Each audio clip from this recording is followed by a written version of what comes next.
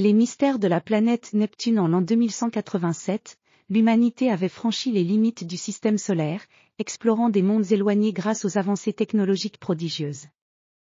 Le vaisseau spatial Le Voyager se dirigeait vers une destination prestigieuse, Neptune, la 8e planète du système solaire, connue pour ses tempêtes colossales et ses paysages mystérieux.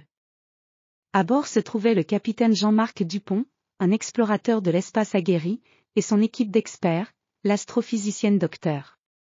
Sophie Leroux, l'ingénieur spatial Thomas Grenier, et la biologiste interstellaire Claire Martin. Le Voyager, avec son design aérodynamique et ses moteurs à propulsion avancée, glissait majestueusement à travers l'espace, ses lumières illuminant l'immensité noire.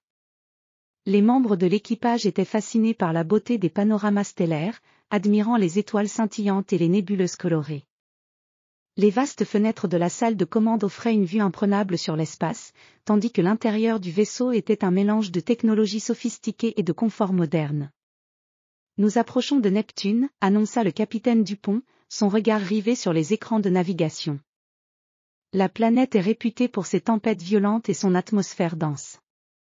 Nous devons être prudents et préparer notre atterrissage avec précision.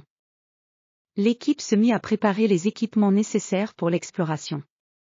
Thomas Grenier, l'ingénieur spatial, vérifia les systèmes de communication et les modules d'exploration, tandis que le docteur Leroux se penchait sur les données atmosphériques et les prévisions météorologiques.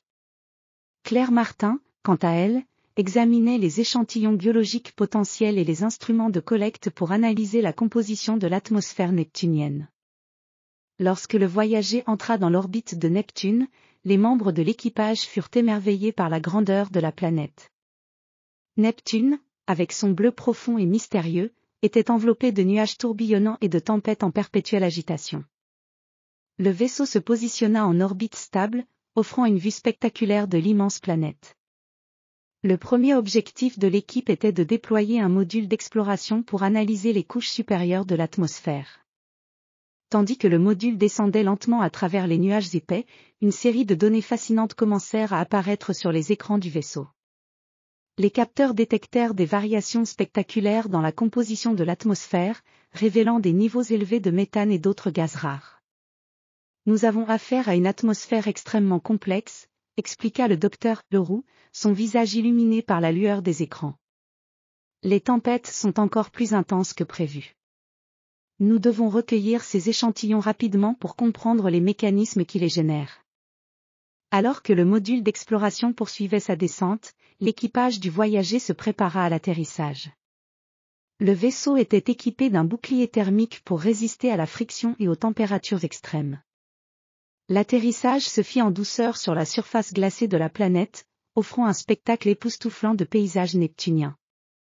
La surface de Neptune était une étendue de glace bleue et de cristaux scintillants, entrecoupés de fissures profondes et de formations géologiques étranges.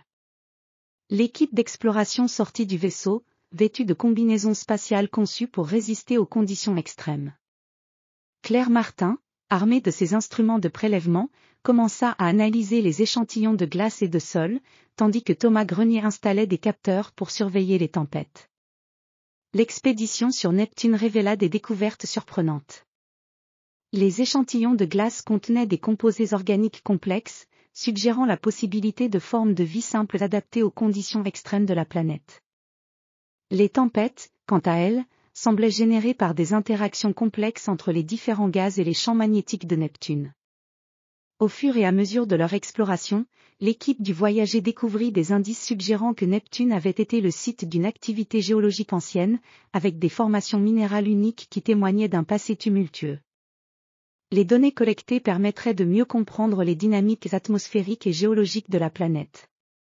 Lorsque le moment de quitter Neptune arriva, l'équipe se remémora les découvertes et les défis rencontrés. Le Voyager se lança dans l'espace, laissant derrière lui la majestueuse planète bleue. Les membres de l'équipage étaient remplis d'une satisfaction profonde, sachant que leur voyage avait contribué à l'avancement de la science et à la compréhension des mystères de notre système solaire. Nous avons réussi à percer les mystères de Neptune, déclara le capitaine Dupont avec un sourire. Notre aventure est une preuve que, même dans les endroits les plus reculés de l'univers, il y a toujours quelque chose de nouveau à découvrir. Le voyager continua son périple à travers les étoiles, prêt pour de nouvelles aventures, tandis que les découvertes faites sur Neptune enrichissaient notre connaissance de l'univers et nourrissaient les rêves des explorateurs du futur.